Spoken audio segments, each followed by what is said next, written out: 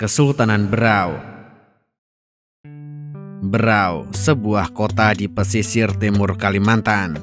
Sejarah menyebutkan bahwa Berau pernah menjadi negara yang berpengaruh secara sosial, ekonomi, dan politik. Sebagai sebuah negara, historiografi Berau bermula dari abad ke-15 Masehi. Badit Dipatung dicatat sebagai pendiri kerajaan Berau. Gelarnya adalah Aji Raden Suryanata Kesuma.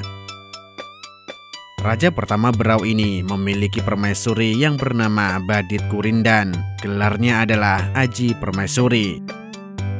Pusat pemerintahan Berau ketika itu berada di sekitar Sungai Lati.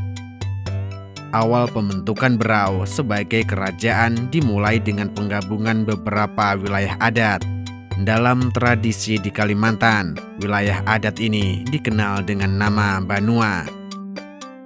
Beberapa Banua yang berhasil digabungkan adalah Kuran, Marancang, Bulalung, Sawakung, Pantai, Bunyut, dan Lati.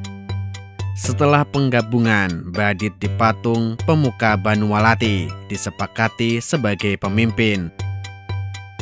Pada kisaran akhir abad ke-14, dimulailah pemerintahan kerajaan Berau dengan pemimpinnya Aji Raden Suryanata Kesuma.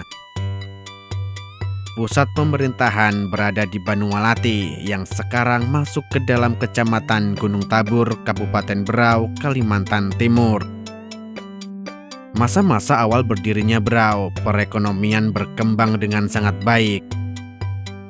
Berau menjadi salah satu bandar perdagangan yang cukup berpengaruh di perairan Kalimantan Timur. Pada perkembangannya, Berau memperluas wilayah kekuasaannya hingga ke Bulungan, Tidung, Alas, dan Tungku.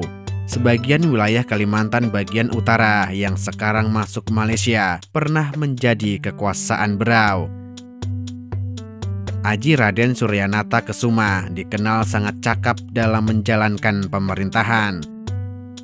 Kepemimpinannya yang arif dan bijaksana membuat nama beliau dikenal oleh masyarakat Berau hingga sekarang. Dalam catatan sejarah, Aji Raden Suryanata Kesuma memimpin Berau hingga sekitar tahun 1432 Masehi. Pasca kepemimpinan Aji Raden Suryanata, setidaknya terdapat 11 raja yang memerintah Berau sebelum berkonversi menjadi kesultanan. Sebagai negara maritim, sejak awal berdiri, Berau telah mengalami persinggungan dengan berbagai peradaban dari luar, termasuk dengan para pedagang Muslim yang turut serta dalam perniagaan di Berau. Meskipun telah lama mengalami persinggungan dengan para pedagang Muslim, namun penyebaran Islam di Berau baru bermula ketika kedatangan Imam Sambuayan. Pelan-pelan semakin banyak rakyat Berau yang menganut ajaran Islam. Tahun 1676 Masehi, Berau secara resmi menjadi kesultanan seiring dilantiknya Sultan Muhammad Hasanuddin. Pada masa itu, Islam telah menjadi agama mayoritas di seluruh wilayah Berau. Dalam rentang waktu yang tidak jauh dari konversi menjadi kesultanan, Berau kedatangan armada VOC. Namun, kedatangan VOC masih sebatas membuka hubungan perniagaan. Mereka menyadari saat itu Berau sedang berada dalam kondisi puncaknya. VOC juga masih dalam masa pengokohan penjajahan di Jawa dan ini membutuhkan waktu yang sangat lama. Kepemimpinan Sultan Hasanuddin berlangsung hingga wafatnya pada tahun 1700. Pasca wafatnya Sultan Hasanuddin, Berau berturut-turut dipimpin oleh Sultan Zainal Abidin I, Sultan Muhammad Badaruddin, Sultan Maulana Muhammad Salehuddin, Sultan Amiril Mukminin.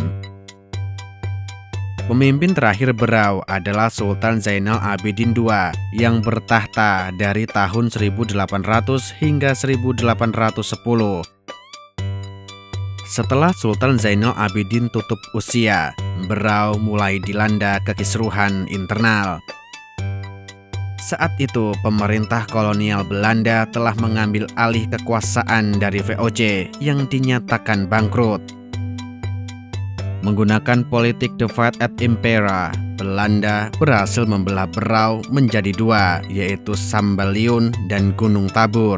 Dengan demikian, maka berakhirlah eksistensi Kesultanan Berau.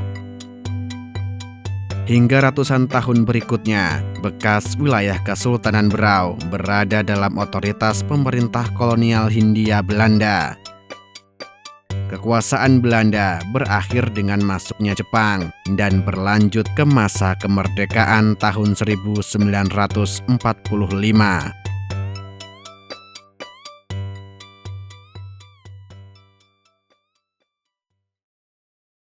Jika Anda suka video kami, jangan lupa untuk subscribe, like, dan memberi komentar. Nyalakan loncengnya agar mendapatkan notifikasi dari video terbaru kami. Terima kasih.